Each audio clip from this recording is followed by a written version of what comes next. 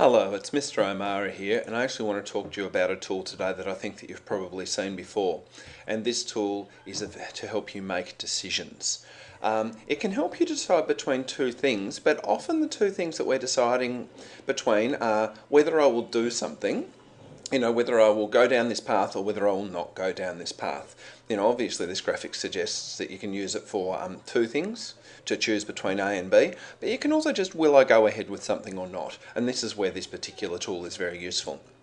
It is called PMI, and it's very popular these days, and I'm guessing you've run into it, but I think it's often applied really kind of quickly and loosely, and it's worth looking at sort of its benefit of using it rigorously.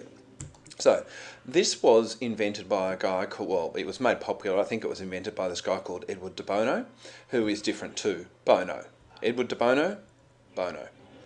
Edward de Bono also invented the six thinking hats, which you've probably heard of too. So, coming back to PMI, it stands for plus, minus, and interesting.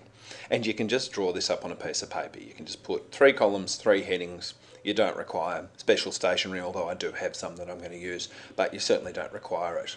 So, what we're going to do is we're going to jump across to a piece of that special stationery and we're going to have a look.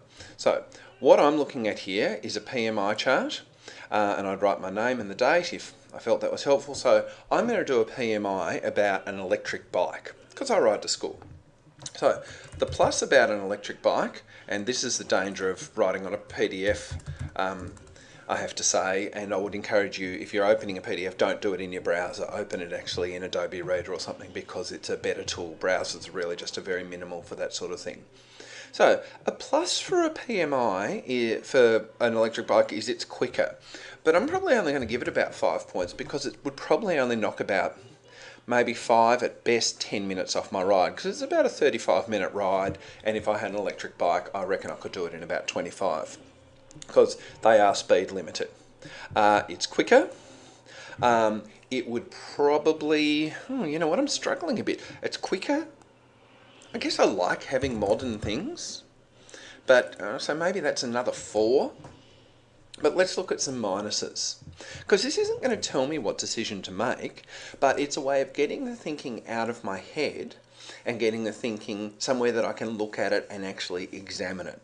Now I can still buy the bike or not buy the bike, I'm not bossed around by the points, but it's a way of expanding on my thinking and actually seeing it in front of me.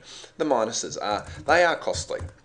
An electric bike would be probably $2,000 for a good one, although you can get conversion kits.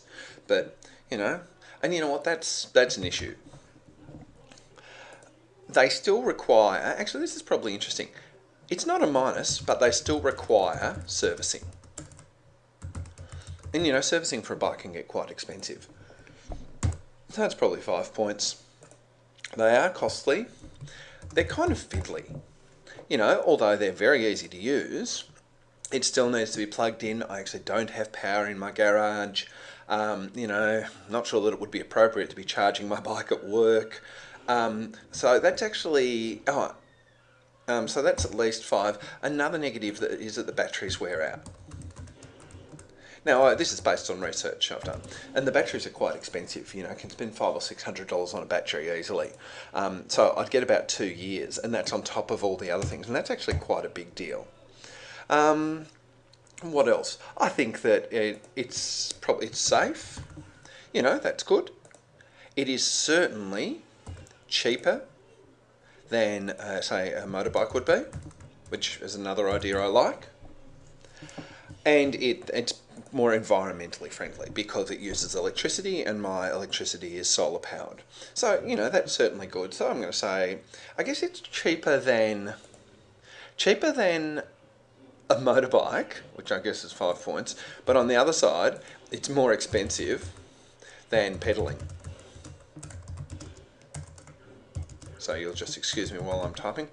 And the other thing is, and I've kind of run out of totals here, I should have a bit more, is that I'm getting health benefits from actually being the engine.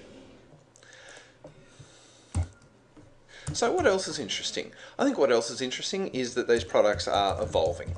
They're getting better every year. It's a bit like buying a computer used to be. You buy something, there's something much better 12 months down the track. So that's a bit of a factor. So I'm going to add them up. So I got 10 points, 18, 23 points in that total. I got 10, I got 30 points in this total. And I got 10 points over here in terms of interesting. Now this doesn't make the decision for me, but it does mean that I can say, you know what, the negatives are substantial. They outweigh the positives a little bit, and the interestings maybe are negatives, or could slide into being the negatives. So it gives me an opportunity to talk it through, and I could talk to other people and say, what do you reckon? Like, is it time to do this? And I'm not anti-electric bikes, by the way. I actually would love to have one, but it's a way of making a decision and getting everything out in the open. So that's how you can use a PMI. Now back to here. There I am, Mr. O'Mara, and you're going to be doing an activity using these sheets.